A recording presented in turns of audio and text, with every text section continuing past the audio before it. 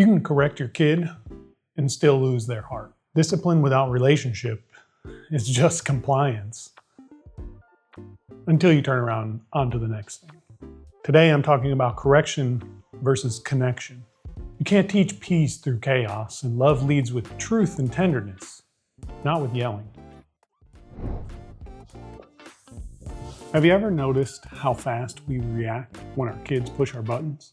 One minute they're laughing, the next you're raising your voice trying to keep control. And that's when it's easy to confuse correction with connection. Correction changes what they do, and connection shapes who they become. And if I lose connection, I lose my influence. I used to think that being a good dad meant instant obedience, like the Marine Corps teaches. But lately I've realized something, that you can't teach peace through chaos. When I react out of anger, my kids don't learn the lesson. They just mirror the tone. And that's what we're talking about today.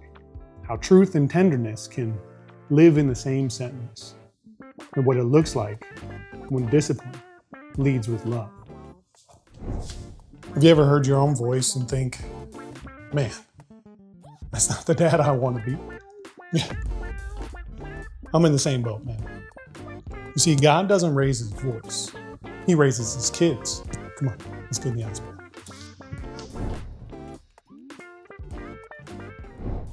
You know what's wild? We're all trying to raise strong kids.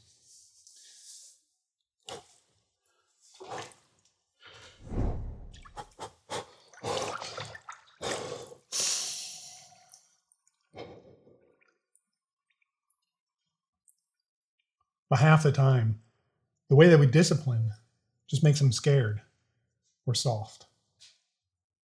And that's the line that we're all trying to walk, right? You don't want to raise a kid who breaks under pressure.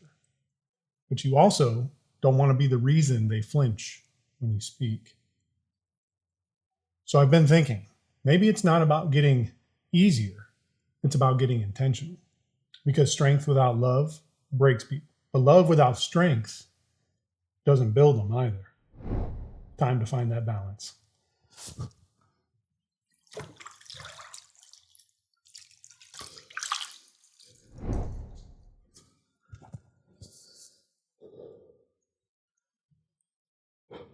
You know, sitting here, that balance feels different.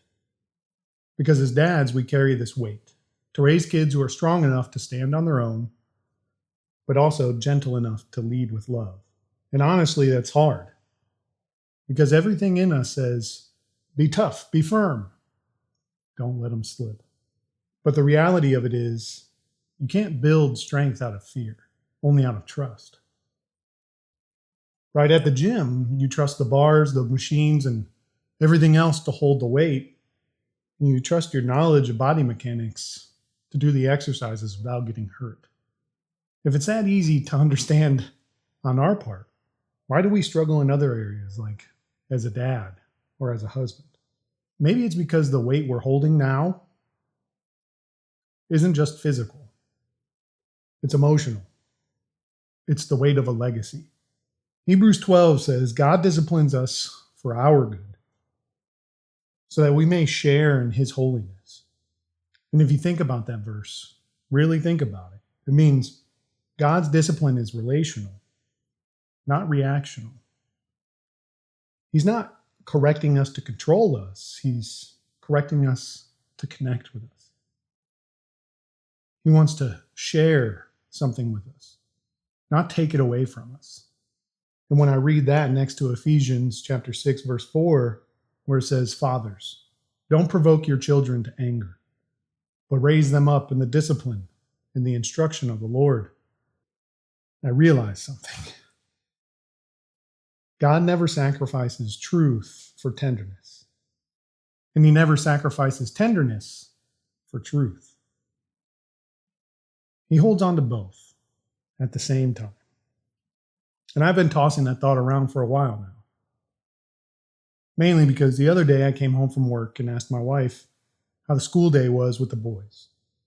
She said they were struggling to pay attention and really didn't do what they were told.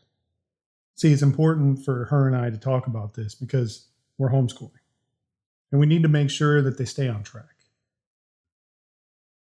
This next part was pretty hard for me, though. I had just gotten home. Mentally and emotionally, I was fried. And I'm sure every other dad can relate because they've been there too. And in that moment, I took a breath. I said a quick prayer for patience and mercy, and then I sat down with the boys, eyes to eyes, knee to knee. And I said, boys, do you know what you're supposed to be doing when mom is teaching you?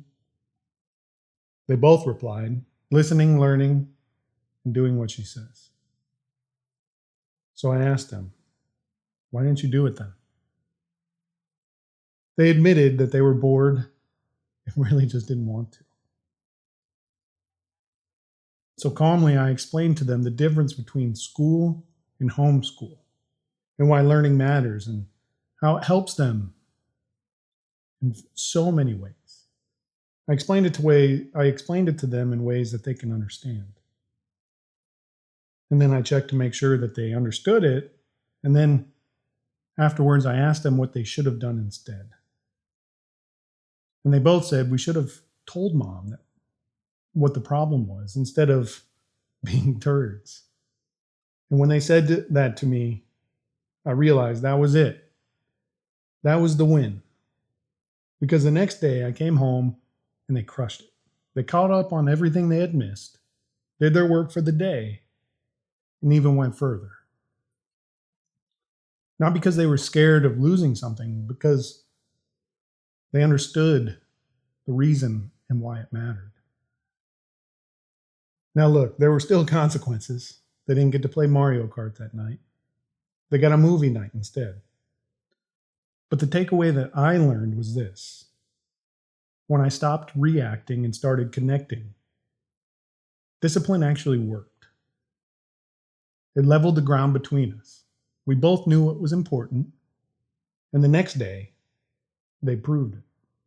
It's funny, the only thing that really changed in the whole scenario was me. I slowed down long enough to lead instead of react. And that's when this thought registered. Discipline done right doesn't just correct behavior. It builds belief that they can do better. More importantly, belief that dad's voice is safe, even when it's firm. And I share this because that's the whole point of everything, right? Share lessons learned, talk about how it came to this conclusion, and then leaving you at the challenge. So here's the challenge. The next time your kid messes up, before you correct them, take one breath. Get down on their level, make eye contact, and then speak from purpose, not pressure. Because when you start from connection, correction actually sticks. And I'm learning that's how we raise kids who aren't afraid of us, but still respect the weight of our words.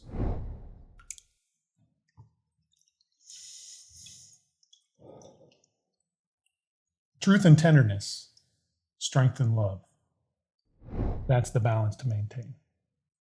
And all right, day 281 down. Remember, be kind, be great, dial it in, and most importantly, keep on sending. Listen, did you know that there are a lot of studies out there that show kids often imagine that God is the way that they experience both of their parents? Basically, the calmer that we correct, the clearer that they'll see his heart. It's something to think about. And hopefully while you're thinking about that, I can go get warm. Because I got some adult stuff to do. This ice bath is cold. So until tomorrow, it's Clem's Butt Cheeks.